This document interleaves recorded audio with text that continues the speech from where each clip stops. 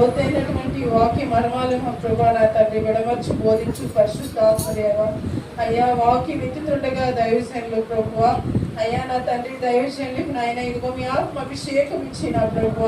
అయ్యా నా తండ్రి వాక్యం విత్తుతుండగా ప్రభు, విత్తుతున్నది నాయన అక్కడ ఉన్న దైవసేనులు కాదు కానీ పరిశుద్ధాత్మ దేవుడని ప్రతి ఒక్కరిని కూడా నా ప్రభా గుర్తెరిగి, అయ్యా ఇదిగో నా ప్రభు వాక్యాన్ని వినగలిగే చెవిని, గ్రహించే హృదయాన్ని ఇక్కడున్న మమ్మల్ని ప్రతి ఒక్కరికి నీ దయచేయమని వేడుకుంటున్నాం ప్రభా. ఏసయ్యా వాక్యం నా ప్రభా నా తండ్రి నాయన ఏసయ్యా అది 100 30 60 ఫలించాలి ప్రభా. మాలో ప్రతి ఒక్కరిలో నాయన మంచి నీళ్ళలో పడిన విత్తనం ప్రభా నాయన మంచి వృక్షాలు ఇస్తుంది, మంచి ఫలాలు ఇస్తుంది నాయన. నీ స్తోత్రాలు తండ్రి. అయ్యా దుష్టులు ఎత్తుకుపోకుండా ఎవరికి నిద్రాత్మ రాకుండా ప్రభా, అయ్యా అందరూ కూడా తండ్రి నాయన వాక్యం ఏమైతే మాతో మాట్లాడబోతున్నారో పరిశుద్ధాత్మ దేవుడు మా మధ్య ఉన్నాడని మేమందరమే కూడా ప్రభా భయం కలిగిన యేసయ్యా నాయన. అయ్యా వాక్యం వైపునే మా దృష్టి, మా ఆలోచన, మా మైండ్, మా తలంపులు అన్ని వాక్యం వైపు తెప్పమని అయ్యా ఇదిగో నా తండ్రి నాయన దైవ శ్రేణులకి ప్రభా నా తండ్రి నాయన. అయ్యా ఇదిగో మీ ఆత్మతో అభిషేకించుకొని నా ప్రభు, అయ్యా మా గురికి ఈ దినాన్ని ఏమైతే దాచించినారో ప్రభా ఆ యొక్క నా తండ్రి మన్నాని మరి మా మీద గురిపిస్తుండగా నాయన యేసయ్యా ప్రభా పరిశుద్ధాత్మ తండ్రి నాయన దాని కొరకు మేము ఎంతో ఆశగా ఎదురు చూడడానికి మీరు కృప చూపించమని యేసయ్య దివ్యనామాలకి బంగారు పాదముల దగ్గర ముద్దు పెట్టి మిక్కిలు ప్రార్థించి బ్రతిమాడుకుంటున్నాను తండ్రి. దేవుని పరిశుద్ధ నామములో చేరి వచ్చిన సహవాసమందరికీ కూడా వందనాలు తెలియజేస్తున్నాను. దేవుడు యొక్క పరిశుద్ధ దినాన్ని మరి పరిశుద్ధ సహవాసముగా మనం చేరి ఉన్నాము. దేవుని యొక్క సంఘంలో ఈ విధంగా చేరి ప్రభుని స్తుతించి ఆయన్ని నామాన్ని కనపరచడానికి ఈ యొక్క ఆదివారం దినమున మనకు అనుగ్రహించిన ఈ యొక్క గొప్ప శ్రేష్టమైన సమయాన్ని బట్టి ప్రభువుకి నేను కృతజ్ఞతలు తెలియజేస్తున్నాను. సమయంలో మరి అనేక వారం నుండి మనం సంఖ్యల గురించి దేవుని యొక్క వాక్యాన్ని మనము ధ్యానం చేస్తున్నాం. ఈ దినం కూడా మరొక సంఖ్యని మనం నేర్చుకున్నాం. మొదటి నుంచి 4 సంఖ్యలు 5 సంఖ్యల వరకు మనం విన్నాము. ఈ దినాన్ని 6వ సంఖ్య నిమిత్తమై మరి క్లుప్తంగానే మరి యొక్క మాటలు మీకు తెలియజేయాలని ఆశిస్తున్నాను. బైబిల్ నుండి 6 సంఖ్యను గురించి కొన్ని విషయాలు. బైబిల్లో మొట్టమొదటిగా 6 సంఖ్య అన్న మాట ఎక్కడ రాయబడ్డదండి? 6 దినములో సృష్టిని సృష్టించాడు. మరి 6వ దినమున 7వ దినమున ఆయన విశ్రమించినట్టే విషయం మనకు తెలుసు. అయినప్పటికీ ఒక చూద్దాం. ఆదికాండము 1వ అధ్యాయము 31వ వచనంలో ఈ మాటను మనం చూడవచ్చు. దేవుడు తాను చేసినది యావత్తును చూచినప్పుడు అది చాలా మంచిదిగా నుండెను. అస్తమయమును ఉదయమును కలుగగా 6వ దినమాయను. అండి 6 దినాలు దేవుడు సృష్టిని సృష్టించాడు. 6 సంఖ్య గురించి మనము కొన్ని విషయాలు తెలుసుకుంటున్నాం. దాంట్లో మొట్టమొదటిగా దేవుడు సృష్టించిన సృష్టి 6 దినాలు ఆయన సృష్టించాడు. చేసినది యావత్తు అది మంచిగా ఆయన కంటికి కనిపించిందండి. అంతటిని సృష్టించిన సృష్టికర్త అయినటువంటి దేవుడు 6 దినాల్లో సృష్టించేశాడు. అండ్ 7 దినాల్లో చేయలేదు, 8 దినాల్లో చేయలేదు, కానీ అది 6 దినాల్లో మరి దేవుడు సృష్టి. మరి ఎందుకు 6 దినాల్లోనే చేశాడు? 6ని ఆయన ఎన్నుకున్నాడండి. అది 6వ దినానికి ఉన్నటువంటి ప్రాధాన్యత. ప్రభు 6 దినాల్లో చెయ్యాలనుకున్నాడు. 6 దినాల్లో ఆ సృష్టిని సృష్టించినట్టుగా దాన్ని పూర్తి చేసినట్టుగా కూడా మనము చూస్తున్నాం.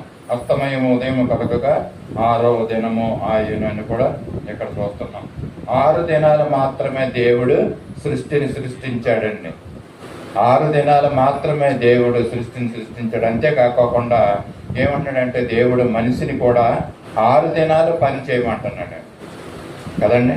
యాస్పర్ లేబర్ యాక్ట్ ప్రకారంగా మన వారానికి 6 దినాలు మనము పని చెయ్యాలి. దేవుడు పెట్టిందే ఇది.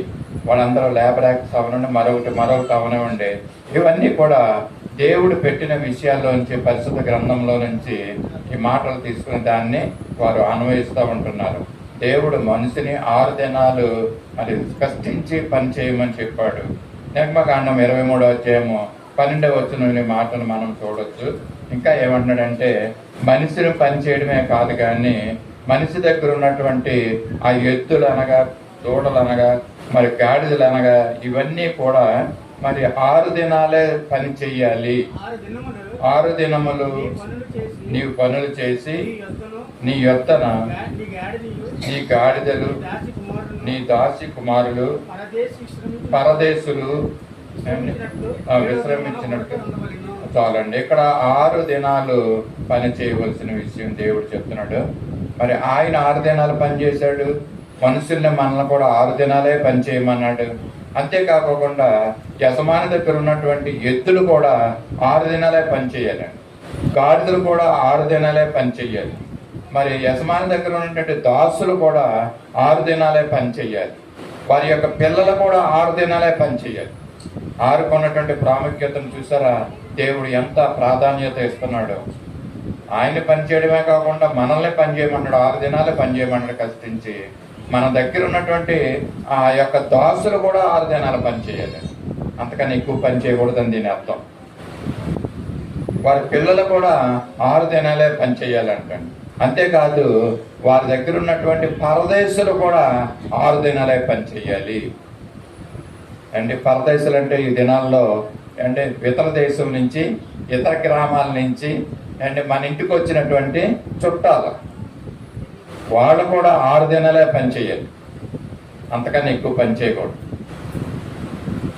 చుట్టాలు కూడా 6 దినాలు, మన ఇంటికి వచ్చిన చుట్టాలు మన ఇష్టం, వాళ్ళకి ఇష్టం వచ్చినట్టు పని చేస్తే అవ్వదండి. 6 దినాలే పని చేయాలి. మనం 6 దినాలు పని చేయాలి. మన దగ్గర ఉన్నటువంటి పశువుల్ని 6 దినాలే పని చేయించాలి, ఎద్దులు గాడిదలు. అలాగే చుట్టాలను కూడా 6 దినాలే పని చేయాలి. ఇదెంతో ఖండితమైనటువంటి ఆజ్ఞ దేవుడు ఇచ్చాడండి కదండి. దేవుడు కూడా నిర్మకాండం 31వ అధ్యాయము మరి 17వ వచనంలో మనం చూస్తూ ఉంటున్నాం. ఎంతకన్నా ఉంది, దానికన్నా ముందు 15వ వచనం చూడండి. నిర్మకాండం 31వ అధ్యాయము 15వ వచనం. ఇప్పటి వరకు నేను ఒక్క నిమిషం ఆగండి. ఇప్పటి వరకు నేను 6 దినాలు పని చేయాలని చెప్పాను. 7వ దినములు పని చేస్తే ఏంటి వస్తుంది చదవండి.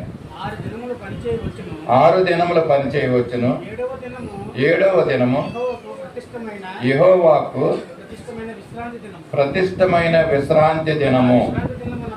విశ్రాంతి దినమును పనిచేయవాడు తప్పక మరణ శిక్ష ఉందడండి. ఇది చాలా బాగా అర్థమవుతున్నట్టుంది. పేటర్ గారు చక్కగా చదువుతున్నారు ఈ వాక్యాలు కదండి. 6 దినాలు పని చేయాలి, 7వ దినమున పని చేస్తే ఏముందండి అక్కడ మరణ శిక్ష. ఎంత కఠినమైనటువంటి శిక్షలు ఉన్నాయో. It is very unfortunate. ఈరోజు మరి ఆదివారం పనికి వెళ్ళేవాళ్ళు, 7వ దినం పనికి వెళ్ళేవాళ్ళు ఈరోజు మన ఆలయంలో లేరు. అసలు వాళ్ళకి ఈ వాక్యం వాళ్ళు కనపడితే చెప్పండి ఈరోజు. ఒకవేళ వాళ్ళు యూట్యూబ్లో చూస్తే చాలా మంచిది. దేవుడు నేను చెప్పే మాటలు కాదు ఇవి, దేవుడు చెప్పే వాక్యం ఏం చెప్తుందంటే 6 దినాలు నేను పని చేశాను, సృష్టించాను, 7వ దినం నేను పని మానేశాను అని ఉంటుందండి 17వ వచనంలో. కిందను చూస్తే ఇప్పుడు చదువుకున్న వాక్య భాగంలో నుంచి 17వ వచనంలో మరి దేవుడు చెప్తున్నాడు ఏమంటున్నాడంటే నేను 6 దినాలు పని చేశాను. నిర్మకాండం 31:17 ఇశ్రాయేలుకును ఎల్లప్పుడూను సృష్టించి 7వ దినమున పని మానివేశాను. దేవుడు కూడా ఏం చేశాడంటే 6 దినాలు పని చేశాడు, 7వ దినాన్ని విశ్రాంతి తీసుకున్నాడు, 7వ దినంలో పని మానేశాడు. చాలా క్లియర్గా ఉందండి, మనకు అర్థమయ్యే భాషలో ఉంది అక్కడ. మీకు అందరికి అర్థమైనట్లుగా నేను చెప్తున్నాను అనుకుంటున్నాను. నేను 6 దినాలు పని చేసి యెహోవా దేవుడు 7వ దినంలో పని మానివేశాడు అంటండి. పని మానేసి ఏం చేశాడండి విశ్రాంతి తీసుకున్నాడు అక్కడ. ఇది ఉండాలండి. ఒక రోజు విశ్రాంతి అన్నది ఒక వ్యక్తికి అవసరమని ఈ లేబర్ కమిషన్ వాళ్ళు చెప్తున్నారండి, గవర్నమెంట్ వారు చెప్తున్నారు, గవర్నమెంట్ ఆఫ్ ఇండియా వాళ్ళు. మరి వరల్డ్ వైడ్గా కూడా ఇది 6 దినాలు అందరూ పనిచేస్తారు, 7వ దినమున రెస్ట్ తీసుకుంటారండి.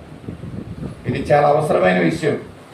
ఒక యంత్రానికి ఏంటి, ఒక మనిషికి ఏంటి, 6 దినాలు కష్టపడి పనిచేసిన తర్వాత ఒక దినాన్ని రెస్ట్ ఇవ్వాలన్నమాట. దేవుడు అందుకనే ఇచ్చాడు. 6 దినాలు పని చేయాలి, 7వ దినమున మరి విశ్రాంతి తీసుకోవాలి. ఇక్కడ చూస్తున్నా కదండి.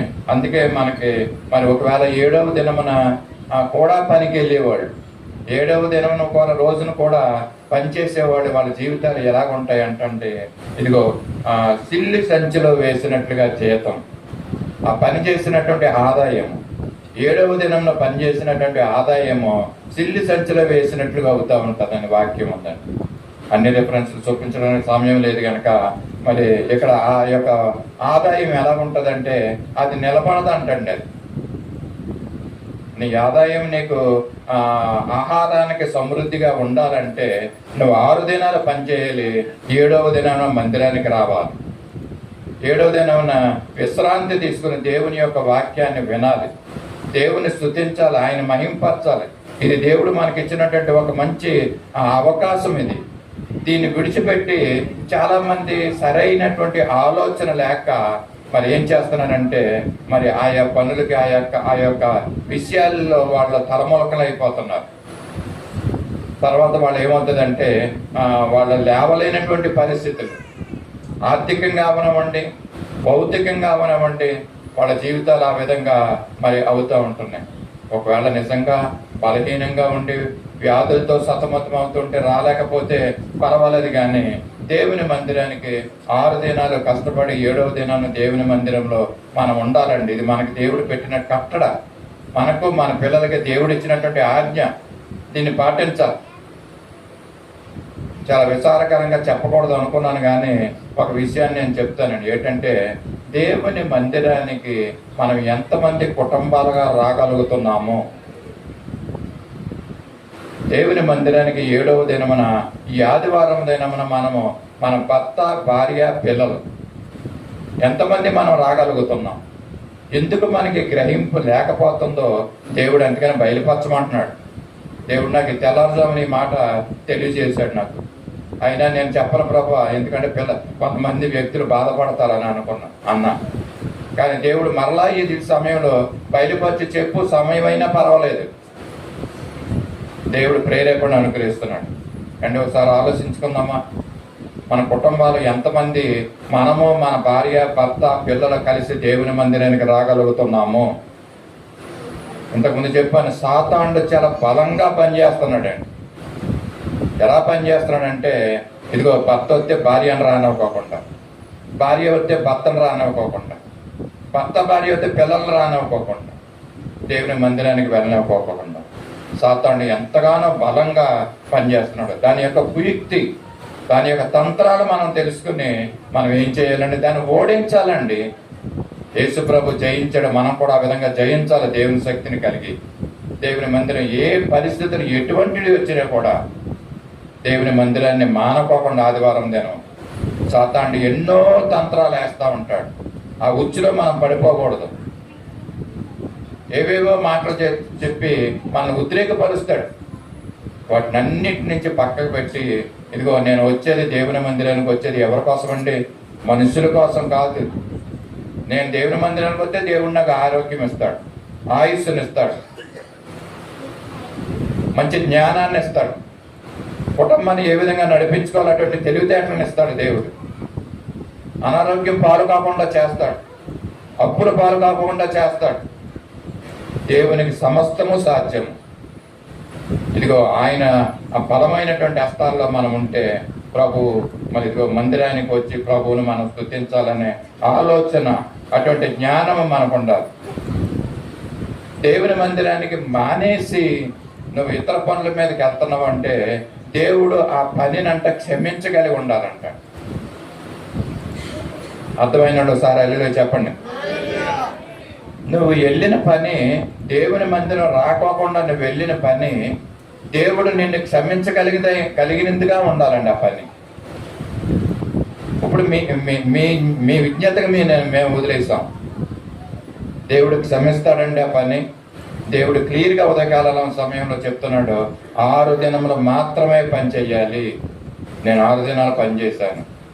7వ దినము దేవుని మందిరానికి వచ్చి ప్రభువుని ఇదిగో మన శరీరాలకు రెస్ట్, విశ్రాంతి, మన ఆత్మీయ జీవితానికి ఉజ్జీవం. మన మన మన మన మనస్సు బాగుంటే మనం ఎంతో ఆరోగ్యంగా ఉండగలమండి. మనం 7 దినాలు కష్టపడి అక్కడే పని చేస్తూ ఉంటుంటే మన మనసుకి విశ్రాంతి ఉండదు. మనం చేసే పనులు కూడా ఇదిగో కింద మింద అవుతూ ఉంటాయి అన్నమాట. సరైన రీతిగా ఆలోచించుకొని లేనటువంటి పరిస్థితుల్లో ఉంటాం.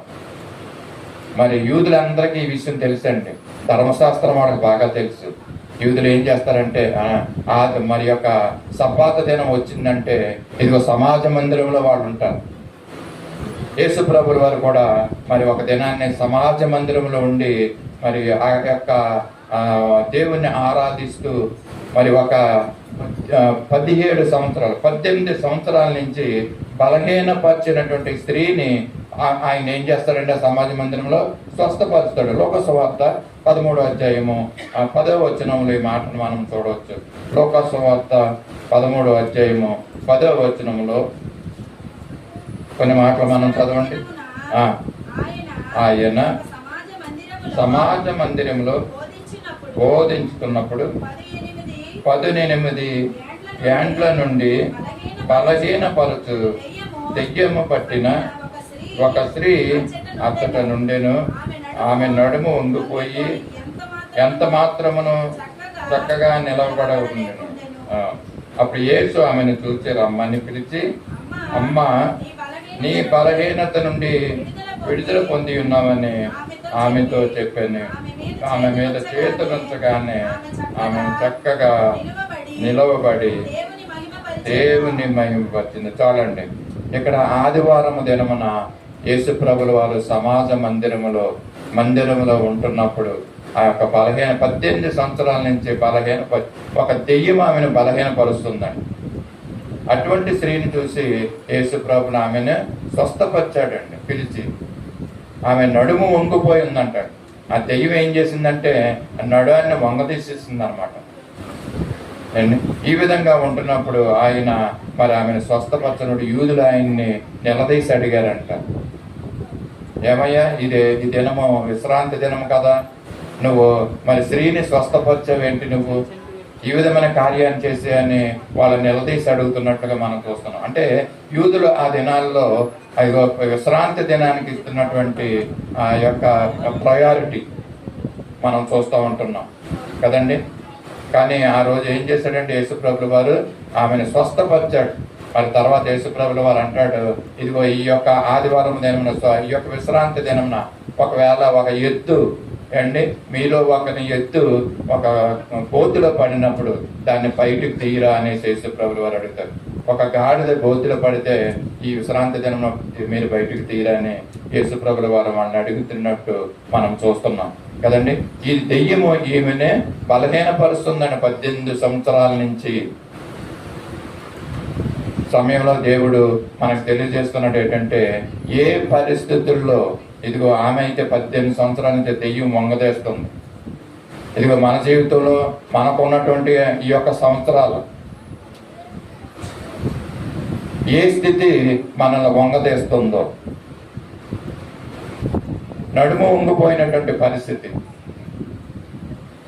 మన ఆత్మీయ జీవితం, మన ఆత్మీయ స్థితి ఏ విధంగా ఉంది, ఒకవేళ వంగిపోయినటువంటి స్థితిలో ఒకవేళ ఉందోమో మనం గ్రహించుకోవాలి.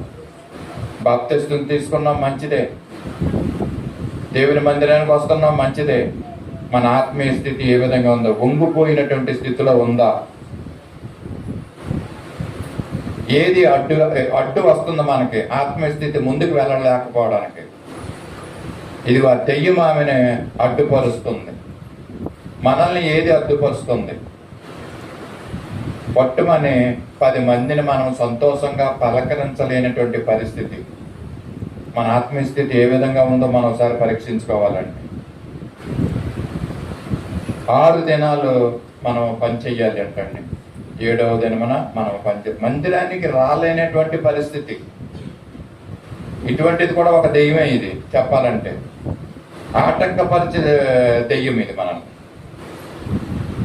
6 దినాలు దేవుడు చెప్తున్నాడు భూమిని 6 సంవత్సరాల పంట పండించాలంటాడు.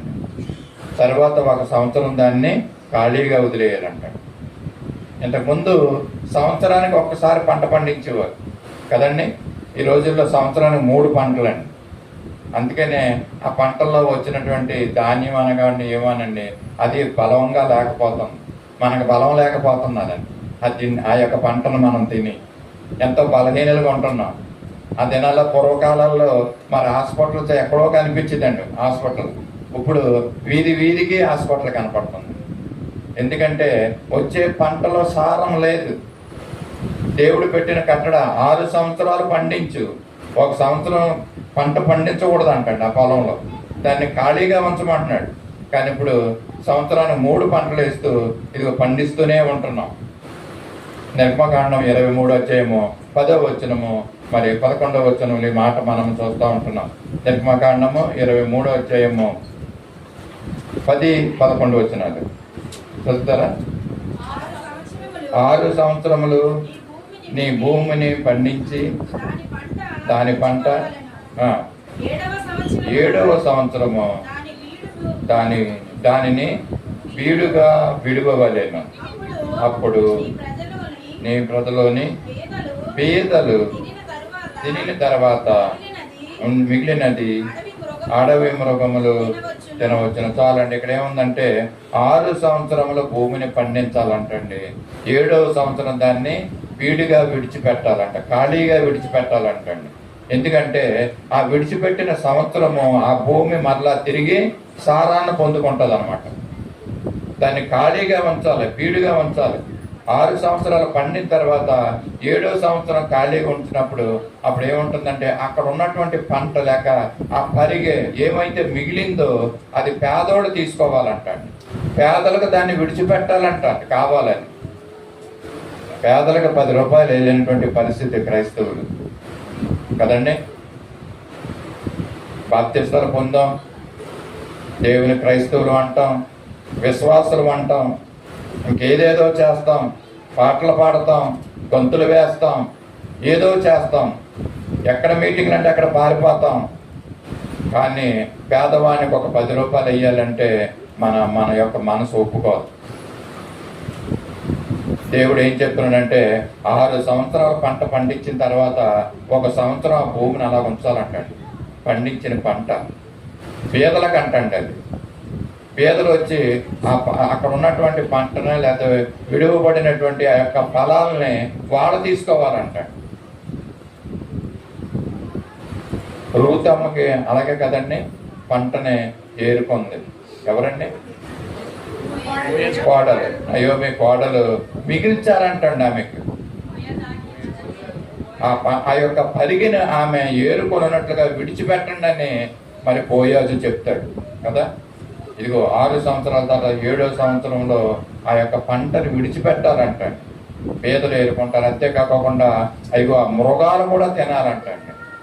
ఆ పొలం గట్టిపడాలి, ఆ పొలము బీడైపోవాలంటండి, సారవంతం అవ్వాలంట. ఇక దేవుడు మోసేకి ఇస్తున్నటువంటి ఆజ్ఞలు అండి, ఈ యొక్క ఇశ్రాయేలు ప్రజలకి ఆ భూమిని అంతటిని పంచమని మోసేకి చెప్పాడు. తర్వాత యెహోషువకి ఆ పనిని అప్పగించాడు కదా. ఆ యొక్క దేవుడు మోసేకి ఇస్తున్నట్లు ఇంకా 6 సంవత్సరాలు 6 దినాలు ఏ విధంగా మనం ఉండాలి, పని చెయ్యాలి, 6 సంవత్సరాలు ఏ విధంగా పంటను పండించుకోవాలన్న విషయాలు మనకు చెప్పాడు. అంతేకాకుండా 6 దినాలు కూడా మన దగ్గర ఉన్నటువంటి దాసులు, దాసురాండ్లు, వారి పిల్లలు కూడా పని చేయాలని.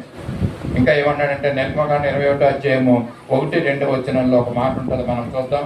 దేవుడు మోసేకి ఇస్తున్నటువంటి ఆజ్ఞ అంటే నీ దగ్గర ఉన్నటువంటి దాసుడు గురించి చెప్పాం కదా, దాసి గురించి చదవండి. నిర్మకాండం 21, 1వ వచనం, 2వ వచనం.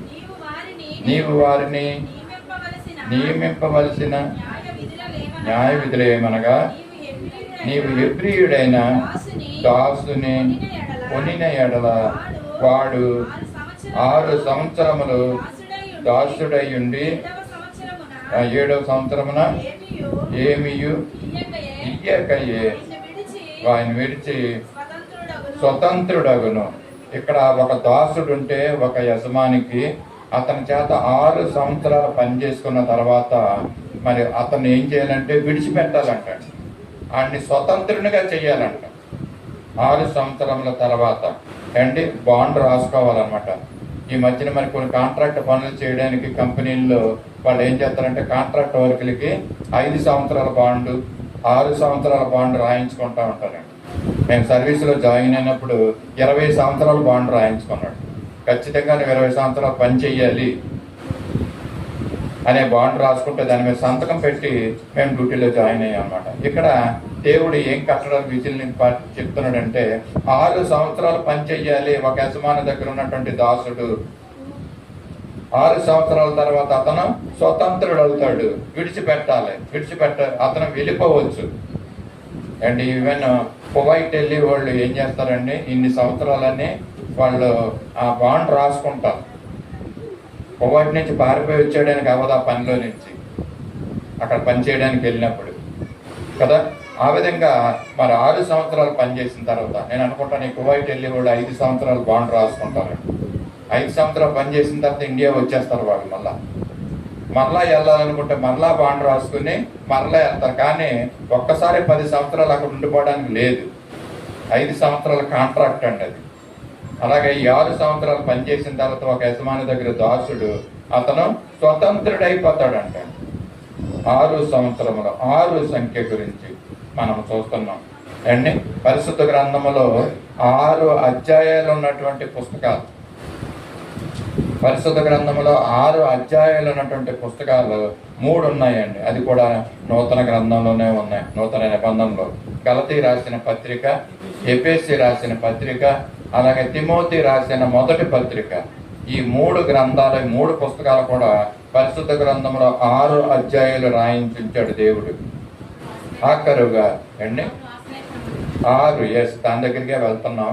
పరిశుద్ధ గ్రంథంలో 6 ఆశ్రయపురాలు ఉన్నాయండి. ఆశ్రయపురాల గురించి కొంతమంది వాక్యాలు వినుండొచ్చు. నేను క్లుప్తంగానే ఈ ఆశ్రయపురాల గురించి చెప్పి నేను ముగిస్తాను. పరిశుద్ధ గ్రంథంలో 6 ఆశ్రయపురాలు దేవుడు ఏర్పరచుకోమన్నాడు. సంఖ్యాకాండం 35వ అధ్యాయము మరి 9వ వచనం నుంచి 14వ వచనం వరకు ఈ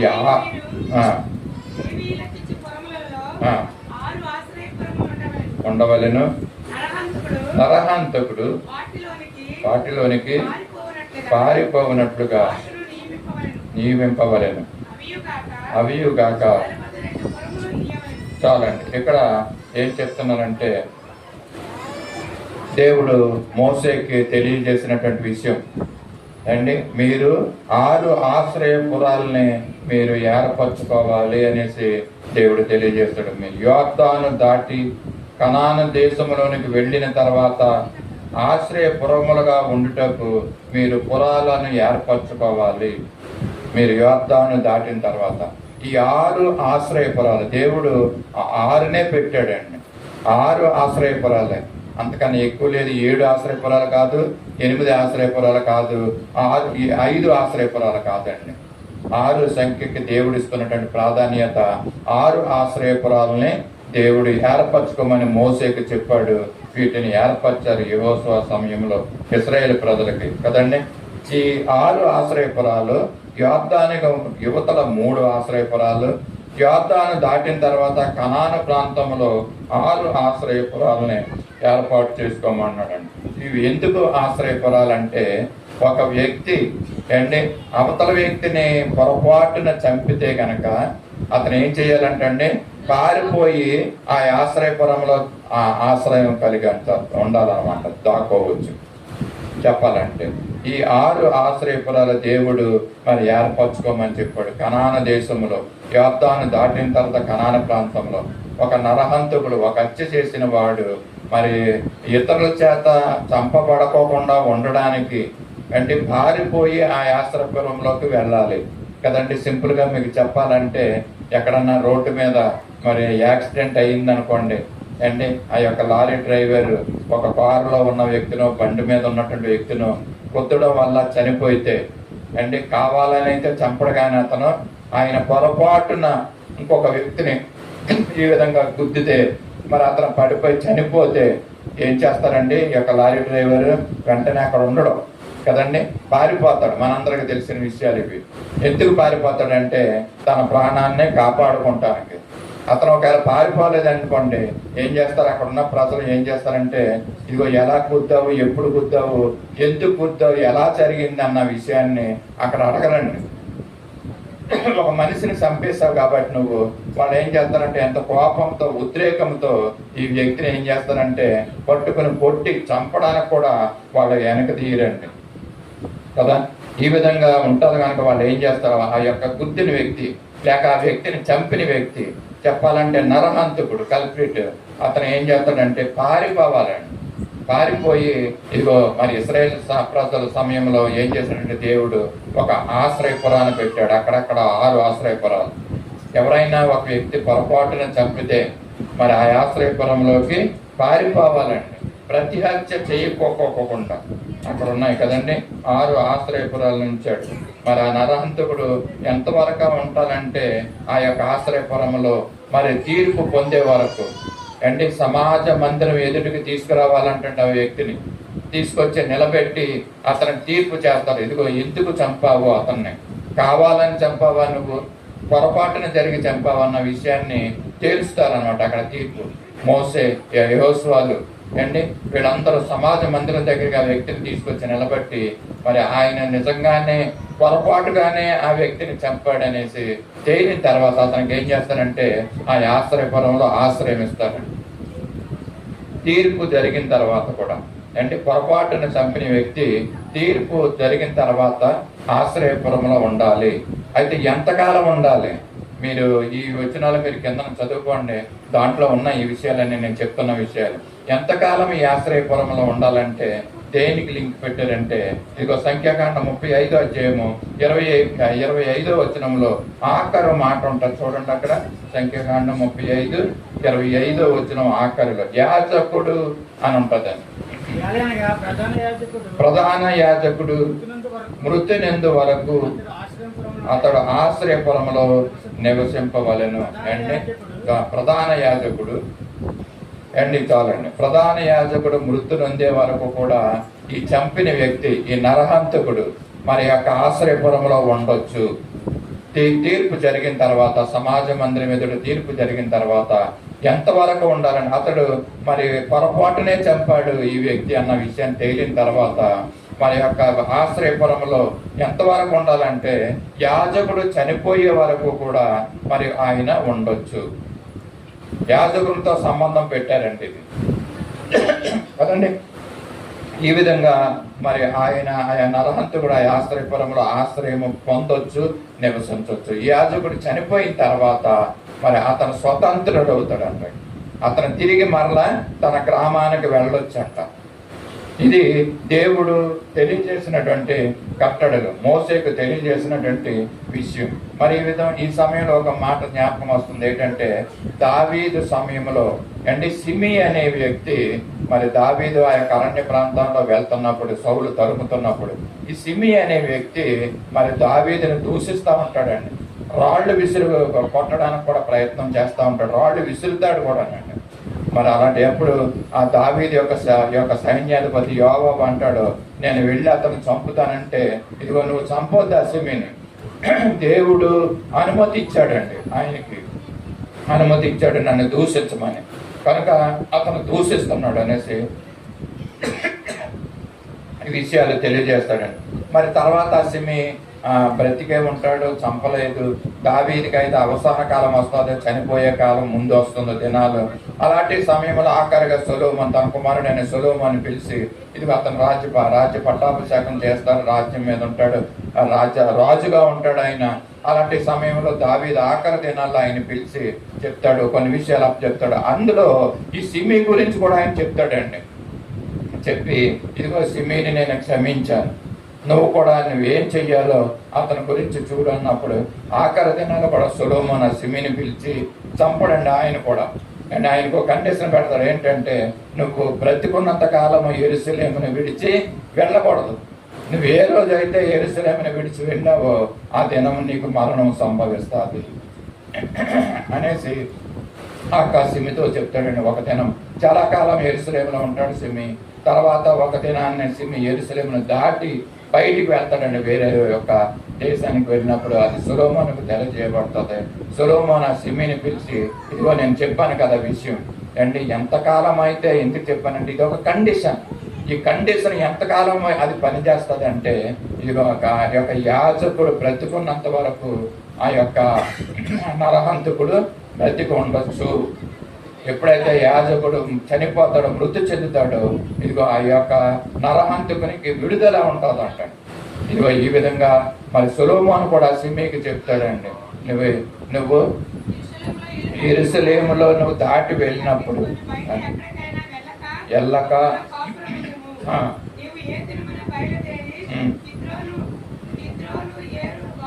దాటుతావో ఆ దినమున చచ్చుట నిశ్చయమని ఇదిగో సొలొమోను సిమితో చెప్తాడండి. అండి ఆయన దాటి వెళ్ళాడు, ఆ విధంగా అతన్ని సిమిని చంపడం కూడా జరుగుతూ ఉంటుంది కదా. ఈ యొక్క సమయంలో మరి యొక్క నరహంతకుడు యాజకును బ్రతికి ఉండే వరకు కూడా ఆ యొక్క ఆశ్రయపురంలో ఉండాలి. తర్వాత యాజకుడు చనిపోయిన తర్వాత మరి ఆ యొక్క నరహంతకుడు మరి బయటకు రావచ్చు అన్నట్టుగా విషయాలు మనం చూస్తున్నాం. ఎందుకు ఈ ఆశ్రయపురంలో ఎంతకాలం ఇక్కడ ఉంచాలి అని అంటే అండి, అక్కడ ఒక టైం గ్యాప్ కనపడుతుంది. నరహంతకుడు పొరపాటును చంపినప్పటికీ కూడా ఆయన ఆశ్రయపురంలో ఉండాలండి తప్పుకోకుండా. అంటే ఈ రోజుల్లో కూడా ఎవరైనా ఒక వ్యక్తిని హత్య చేస్తే ఏం చేస్తామంటే అతను తీసుకెళ్లి కోర్టులో పెట్టి తర్వాత ఆయన్ని జైల్లో వేస్తారు. ఇన్ని సంవత్సరాలు జైలు అనేసి ఆయనకు ఉంటుందండి. ఇది కూడా ఆశ్రయపురం కూడా అటువంటిది. ఈ యొక్క హత్య చేసినటువంటి వ్యక్తి, ప్రతి హత్య గావింపబడినటువంటి వ్యక్తి, ఆ యొక్క మనుషులు ఇతన్ని హత్య చేయకోకుండా, ప్రతి హత్య చేయకోకుండా మరి అతన్ని ఆశ్రయపురంలో ఉండడం మనం చూస్తున్నాం. ఈ కొంత సమయంలో ఏమవుతుందంటే ఇది ఆ కోపాలు చల్లారుతాయన్నమాట. ఎవరైతే వ్యక్తి చనిపోయిన వ్యక్తి తాలూకా మనుషుల యొక్క కోపం చల్లారుతుందంటాడు.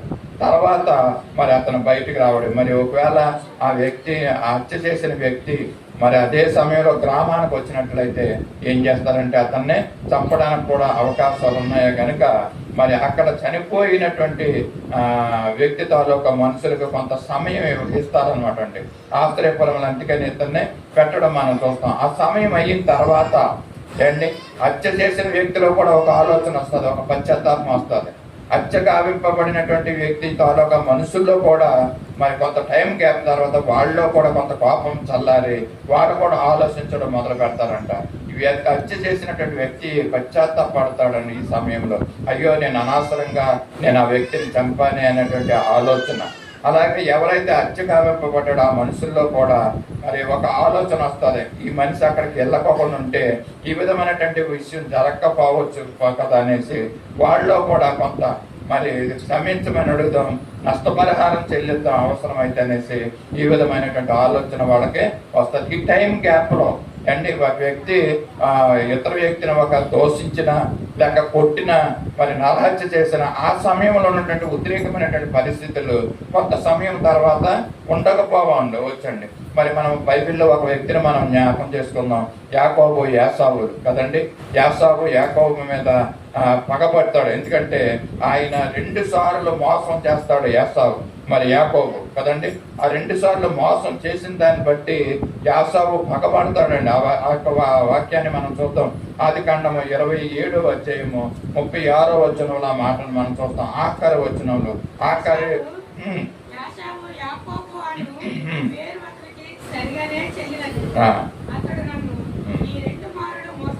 రెండు మారులో మోసపుచ్చినని యాసావు చెప్తున్నాడండి.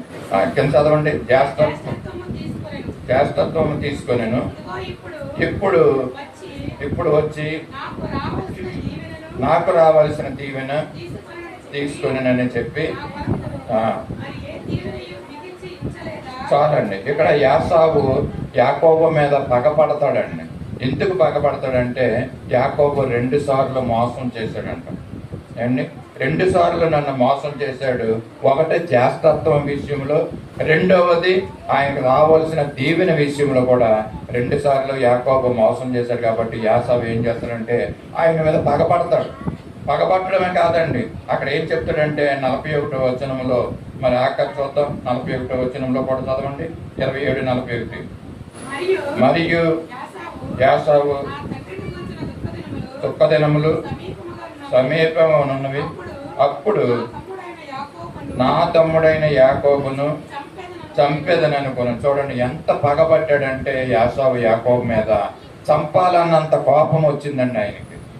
ఒకవేళ అవకాశం ఉంటే తమ్ముడిని చంపేద్దుడేమో ఆ సమయంలో. కానీ మరి యాకోబు అక్కడి నుంచి పారిపోవడం, లాబాన్ తన మామయ్య అయినటువంటి లాబాన్ దగ్గరికి వెళ్ళడం, ఈ విషయాలన్నీ మనం చూస్తూ ఉంటున్నాం. కొంత టైం గ్యాప్, కొంత సమయం అయిన తర్వాత మరి యాకోబు దీవించబడి మరలా తిరిగి వస్తాడండి. ఆయన తిరిగి వస్తున్నప్పుడు యాసావుని ఎదుర్కొంటున్నటువంటి పరిస్థితి మనం చూస్తాం. ఆదికాండము 33వ అధ్యాయము 4వ వచనంలో. ఇప్పుడు టైం గ్యాప్ వచ్చిందండి. మరి టైం గ్యాప్ వచ్చినప్పుడు ఎలా ఉన్నాయి పరిస్థితులు మనం చూస్తాం. అప్పుడు యాసావు అతనిని ఎదుర్కొన పరిగెత్తి వెళ్ళి అతనిని కౌగిలించుకొని అతని మెడ మీద పడి ముద్దు పెట్టుకొని. చాలండి. ఇప్పుడు చూడండి పరిస్థితి ఎలా ఉందో. ఆ సమయంలో ఎలాగుందండి, యాకోబు మీద యాసావు చంపాలన్నంత కోపం ఉందండి ఆ సమయంలో.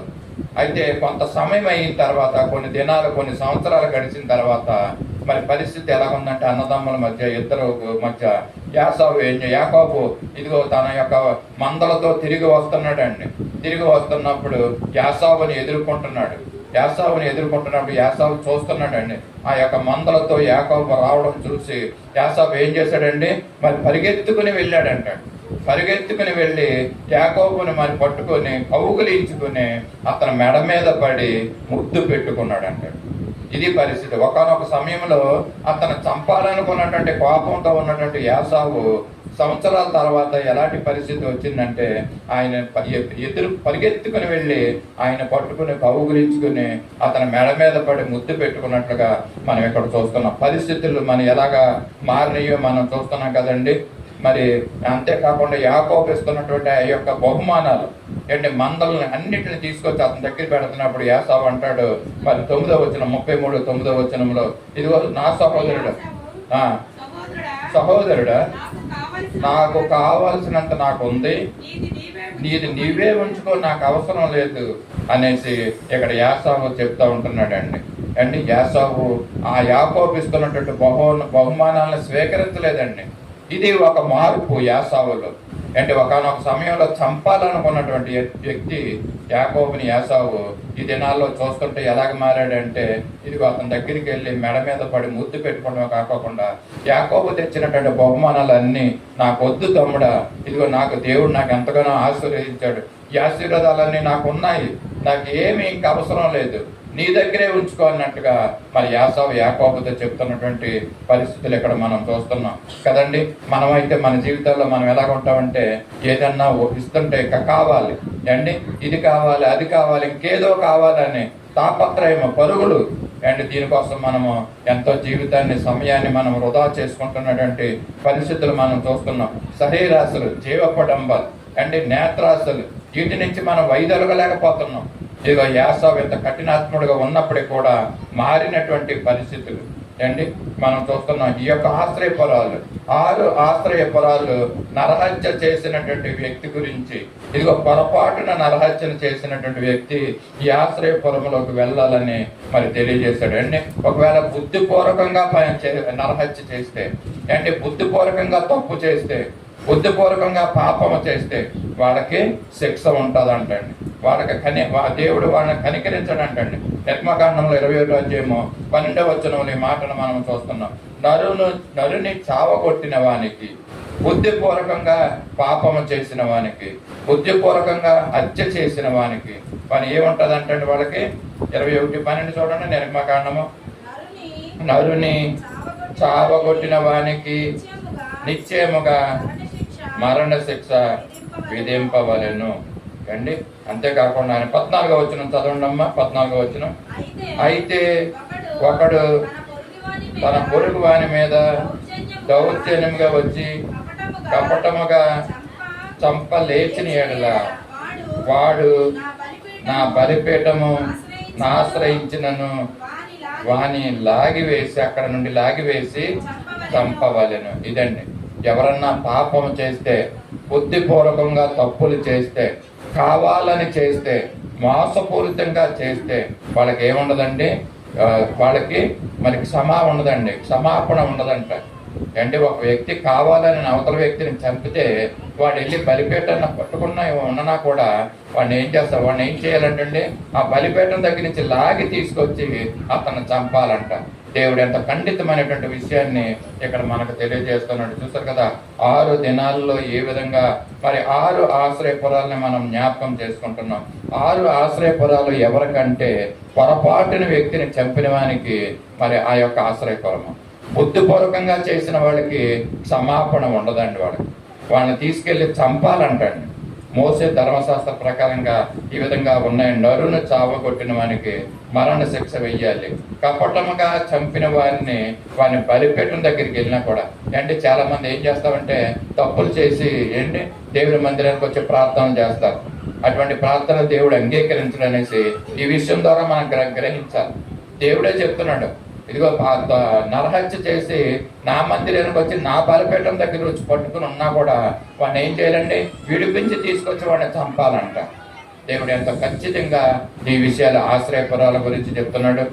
మరి చాలా విషయాలు ఆశ్రయపురాల గురించి మరి ఉన్నాయండి. మరి కానీ సమయం లేదు కనుక నేను మరి ముగిస్తున్నాను. ఇప్పటి వరకు మనం ఏం చేసామంటే 6వ సంఖ్య గురించి బైబిల్ గ్రంథంలో నుంచి కొన్ని విషయాలు మనం విన్నాం. 6 దినాలు దేవుడు సృష్టించాడని, అంటే మనిషికి కూడా 6 దినాలే పనిచేయమని దేవుడు చెప్తున్నాడు. మనిషి దగ్గర ఉన్నటువంటి ఎద్దులు గాడిదలు యజమాని దగ్గర ఉన్నటువంటి అంటే దాసులు పనివారు వాళ్ళు ఎవరైనా కూడా ఈవెన్ పరదేశులు అంటే చుట్టాలను కూడా మరి 6 దినాలే పనిచేయమంటున్నాడండి. మనం ఏం చేస్తామంటే 7వ దినాన్ని కూడా మనం పని అప్ చెప్తాం మన మనుషులకి.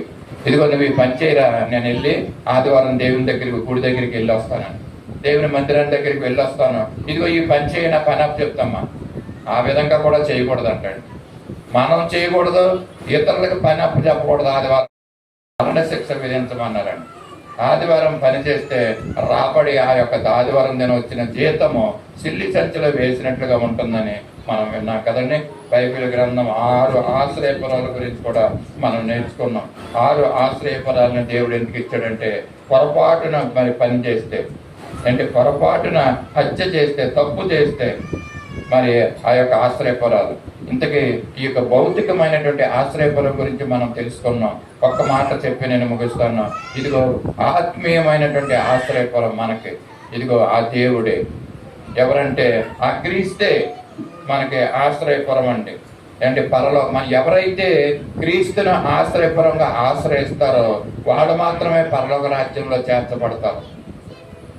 ఇక్కడ పొరపాటును చేసిన వానికి ఆశ్రయపురం, ఇక్కడ క్రీస్తుని ఆశ్రయించిన వారికి పరలోకం అనేటువంటి ఆశ్రయపురము వాళ్ళకు ఉంటుంది. కనుక మనం ఏ విధంగా మనం జీవించాలంటే క్రీస్తులాగా మనం జీవించాలండి. క్రీస్తుని పోలి మనం జీవిస్తే ఇదిగో పరలోక రాజ్యం, ఆశ్రయపురం అనే పరలోక రాజ్యంలో మనము చేర్చబడతా ఉంటాం. కనుక మనం ఏం చేయాలంటే ఒకవేళ తెలియక చేస్తే తప్పు మనం క్షమించబడతాం, కానీ కావాలని చేస్తే కపటమైనటువంటి హృదయాలతో కపటమైనటువంటి మనసులతో మనం తప్పులు చేస్తూ ఉంటే దేవుడు వారిని క్షమించడనేసి ఇక్కడ మనం చూస్తూ ఉంటున్నాం. కనుక మనము మరి యేసు ప్రభువును మనం ఆశ్రయించాలండి. ఆయన్ని ఆశ్రయించాలి. మనుషులను నమ్ముకున్నట్టు కంటే యెహోవాను ఆశ్రయించుట మంచిది, మేలు. మనం ఏం చేస్తున్నామంటే మనం మనుషుల వైపు చూస్తున్నామండి. మనం మనుషులను ఆశ్రయిస్తాం. మనం ఆశ్రయించవలసింది యేసు ప్రభుల వారిని. యేసును మనం ఆశ్రయించాలి. ఆయన్ని మనం తుర్కంగా పెట్టుకోవాలి. ఆయనే మన ఆశ్రయం. యేసే నా ఆశ్రయము, యేసే నా ఆధారము, యేసే నా ఆశ్రయము, యేసే నా ఆధారము, యేసే నా ఆశ్రయము, యేసే నా ఆధారము. నా కోట నీవే, నా దుర్గము నీవే, నా కాపరి నీవే, నా కోట నీవే, నా దుర్గము నీవే, నా కాపరి నీవే. హల్లెలూయా. యేసు ప్రభుల వారిని మనం ఆశ్రయంగా చేసుకున్నామండి. దేవుడు మనకు ఆశ్రయ దుర్గంగా ఉంటానని అంటున్నాడు. ఆయన వాగ్దానం చేస్తున్నాడు. మన మనుషుల గురించి వైపు మనం చూడవద్దు, ప్రభు వైపు మనం చూద్దాం. మన మందిరానికి మనం వస్తున్నామంటే మనం ఆ ప్రభువుని ఆశ్రయించడానికే మనం వస్తున్నాం. ఆయన్ని మహింపరచడానికి మనం వస్తున్నాం. ఇక్కడికి వచ్చింది మనము చూసుకుంటానికి కాదండి. ప్రభువును మనం చూద్దాం, ఆయన ఆశ్రయిద్దాం. ఎందుకంటే ఆయనే మనకు ఆధారం అండి. మనుషులు మనకు ఆధారం కాదు. ప్రభువును ఆయనే మనకి కోట అండి. మనకు వచ్చినటువంటి సమస్యలు ప్రభు దగ్గర పెడితే ఆయన మనకు కోటగా ఉంటున్నాడండి. ఆయన మనకు దుర్గంగా ఉంటున్నాడంట. మనం పాడాము. ఇప్పుడు పాడే స్థితులు వేయడం కాదు, మన జీవితాల్లో ఆ మాటల్ని అన్వయించుకోవాలి. ఆ ప్రకారంగా మనం జీవించాలి. ఆయన మనకు కాపరిగా ఉండాలంట. 6 సంఖ్య గురించి మనం విన్నాము. 6 ఆశ్రయపురాల గురించి మనం విన్నాం. ప్రభువును మన ఆశ్రయంగా మనం పెట్టుకుని మన జీవితం ఇదిగో రానున్న దినాల్లో ఇదిగో ఈ దినం వాక్యం విన్నటువంటి మనము కళ్ళు మూసుకొని తలలు దించుకుని ప్రభువును మనం అడుగుదామండి. వాక్యం విన్నటువంటి మనము, ప్రభు అవును నా జీవితంలో అనేకమైనటువంటి సమస్యలు, ఇదిగో అనేకమైన ఆటంకాలు, అనేకమైనటువంటి ఆర్థికమైనటువంటి విషయాలు నా ముందుకు వస్తున్నాయి. ప్రభు ఇదిగో నువ్వు నాకు దుర్గంగా ఉండు తండ్రి, సహాయం చేయండి. నాకు మంచి ఆలోచన ఇవ్వండి, మంచి జ్ఞానాన్ని ఇవ్వండి తండ్రి. నీకు స్తోత్రాలు, వందలు. ఇంతవరకు నన్ను కాపాడావు, నీకు స్తోత్రాలు. ఆయుష్నిచ్చావు, ఆరోగ్యాన్ని ఇచ్చావయ్యా, నీకు స్తోత్రాలు. రానున్న దినాల్లో కూడా ప్రభా నీ హస్తాల్లో నన్ను ఎత్తిపెట్టుకుని నన్ను నడిపించండి తండ్రి. నీ వాక్య వెలుగులో నన్ను నడిపించండి. నీ సత్యవాక్యాన్ని నేను గ్రహించుకునే జ్ఞానాన్ని మాకు అనుగ్రహించండి. వాక్యాన్ని శ్రద్ధతో నీ మాటలు శ్రద్ధతో వినే బుద్ధిని మాకు అనుగ్రహించమని కూడా అడుగుతాను. శవాన్ని స్తోత్రం ఇచ్చిన మాటను బట్టి మరోసారి నీ కృతజ్ఞతాస్తుతులు స్తోత్రం చెల్లించుకుంటాను. మంచి నేలను పడిన విత్తనం వల్ల మంచి మరోదయంలో ఫలిఫలితంగా చేయమని కూడా అడుగుతాను. కొత్త ఇప్పుడు మా కొరకే తిరిగి రానున్న నజరేయుడైన యేసయ్య పరిశుద్ధ నామములో అడిగి వేడుకొంచున్నాం తండ్రి, ఆమేన్. ఆమేన్. అందరూ లేచి నిలబడదాం. పరలోక ప్రార్థన ఆశీర్వాదంతో సాగుతాం. పరలోకమందున మా తండ్రి, నీ నామం పరిశుద్ధపరచబడును గాక, నీ రాజ్యం వచ్చిన గాక, నీ చిత్తం పరలోకమందు నెరవేర్చినట్లు భూమి మీద నెరవేరును గాక. మాకు కావలసిన అందిన ఆహారం నేడు మాకు దయచేయండి. మా రుణస్తులను క్షమించిన ప్రకారం మా రుణములను క్షమించండి. మమ్మల్ని శోధనలోకి తేక కీడుని తప్పించండి. ఎందుకంటే రాజ్యము, బలము, మహిమ నిరంతరం నీవెన్నావు తండ్రి, ఆమేన్. మన పరమ తండ్రి అయిన దేవుని దివ్యమైన ప్రేమ, మన ప్రభువును రక్షకుడైన యేసుక్రీస్తు యొక్క కృప, సర్వసత్యంలోనికి నడిపిస్తున్న పరిశుద్ధాత్మని యొక్క అన్యోన్య సావాసము, సన్నిధి, కాపుదల, భద్రత, తలల వంచిన మనకు, వాక్యం అన్నటువంటి మనందరికీ, సత్య సువార్త సహవాసమునకు, సార్వత్రిక సంఘమునకు ఇప్పుడు ఎల్లప్పుడు సదాకాలం తోడేంటి నడిపించిన గాక, ఆమేన్. ఆశీర్వాదం